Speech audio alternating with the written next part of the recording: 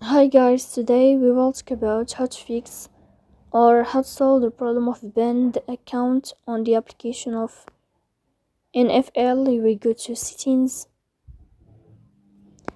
Here in this page, you will go to apps, default apps, app settings. On above, you will search about NFL and you can click. Here in this page of app info, you will click on first stop and you can click OK. Here you will enter to the window of storage. Then we click on clear cache. In the end, you can turn off your Wi-Fi and you can turn on your Wi-Fi again to fix that problem. So please don't forget to support us by like and subscribe. See you next time in another video, and thank you for your watching and your attention.